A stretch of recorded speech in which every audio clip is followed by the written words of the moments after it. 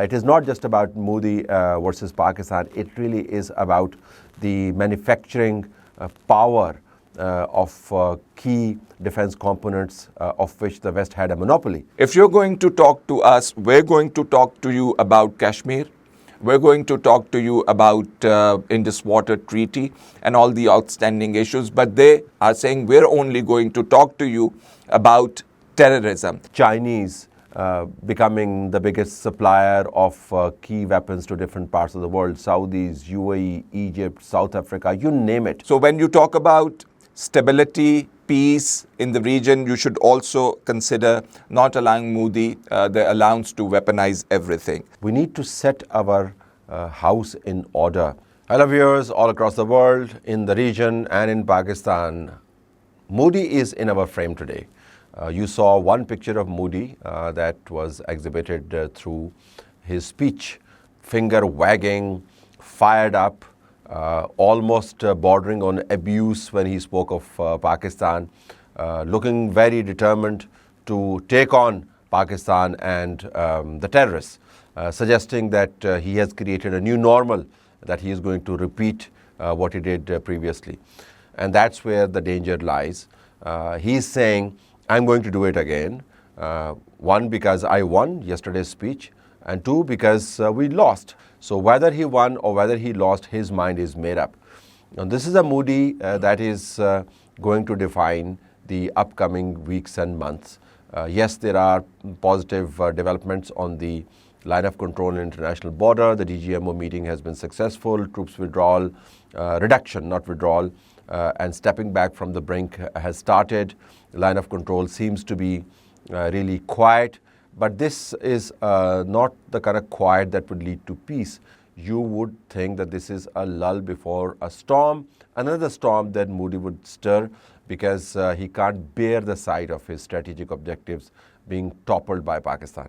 I think everybody involved in this affair should shed double speak. The Americans, when they were talking about war earlier, they had this allowance to India that, look, they've been attacked, Pahalgam attack was bad, and they should be doing something, they should do something, and it is okay. So that's the kind of message that we were getting from Americans. And they were saying, look, it's something between Pakistan and India. We cannot interfere, and we cannot even ask them to support, to discontinue war. That's the message Pakistanis got earlier. But the situation changed altogether when war happened, when war broke out. Modi, badly injured, Indian Air Force, back broken, Indian military targets struck really very hard, and immediately they said ceasefire. And I don't know, the reports say that Americans reached out to India, to Pakistan. Probably it was the other way around. Probably Modi reached out to Americans and said that, look, I'm in a very bad position, shambles rather, please help me.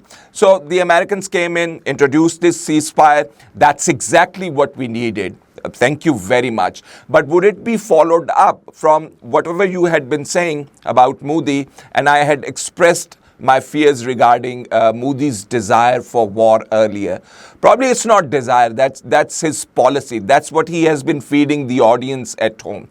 You start from his stint as Chief Minister of Gujarat, what happened to Babri Masjid, Mosque. They have built a shrine over there.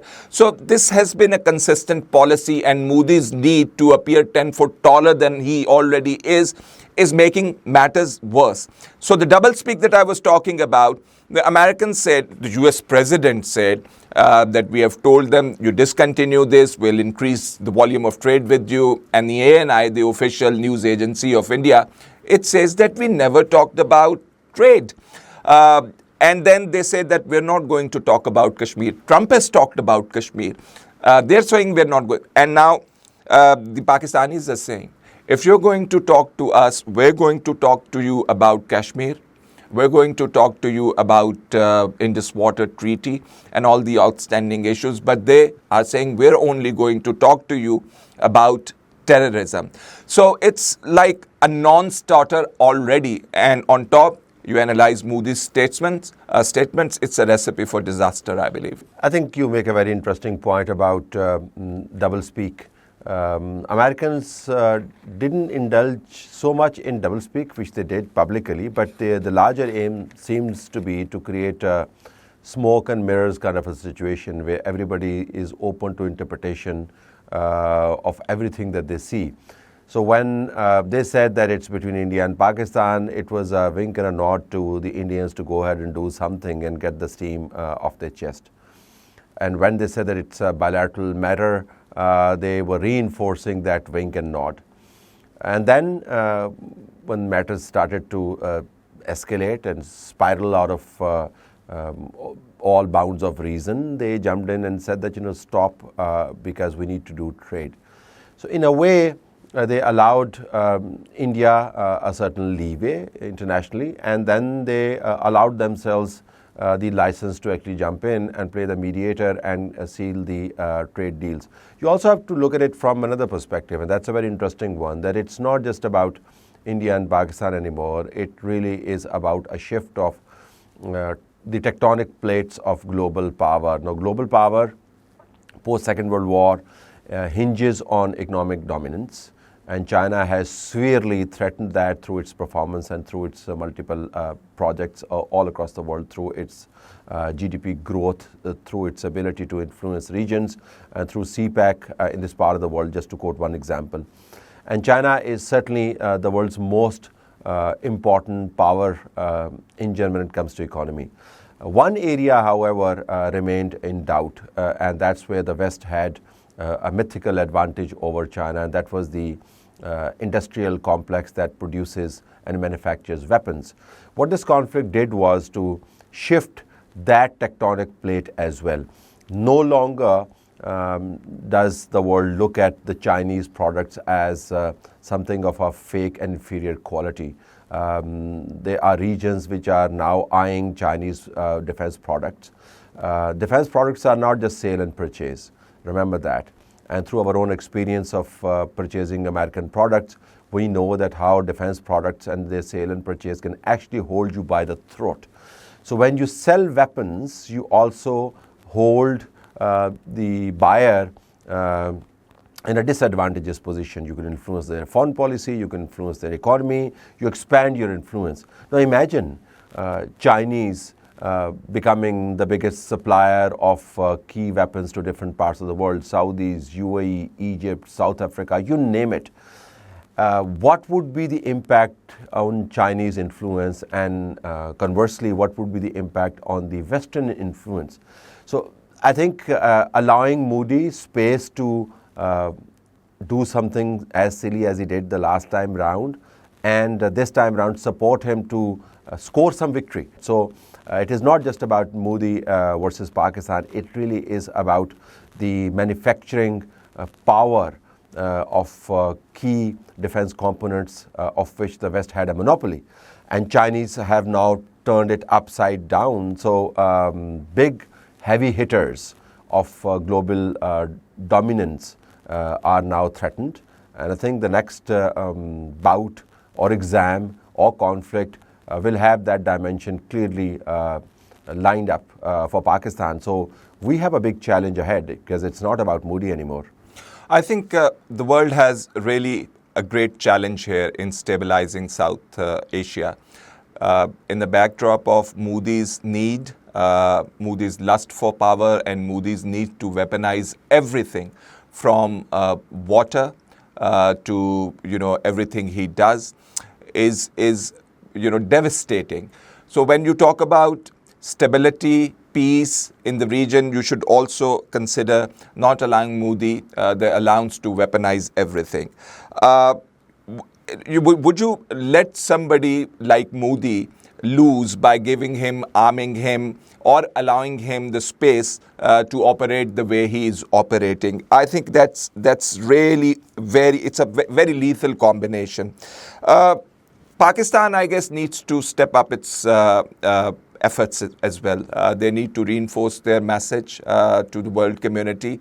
They need to show, document, and provide the United Nations with all the evidence regarding their restraint India had been sending drones. We've been exercising restraint for the past for 2 days straight, and that too on the cost of people getting scared, people asking questions, people saying, when are we going to respond to India's aggression? So international community should understand that Pakistan's message is a message which is based on facts, and India needs to tell the world that whatever happened in Pahalgam was really was really right.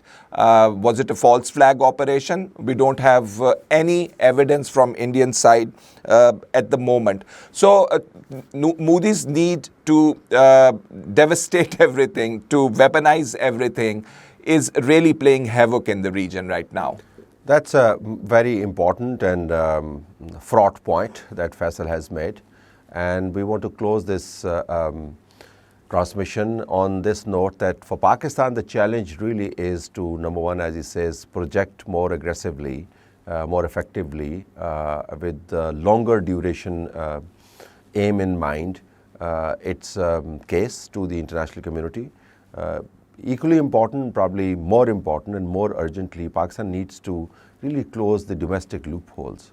These are political loopholes, these are economic loopholes, these are loopholes of terrorism. We need to set our house in order.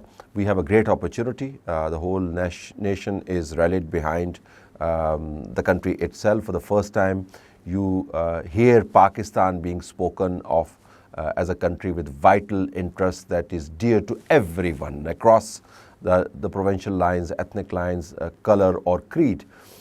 This is a rare moment in Pakistan's history. This is a deep seek moment, as they say, when fundamental changes are taking place. Now we can expand the scope of these changes, set our own house in order and stand as one.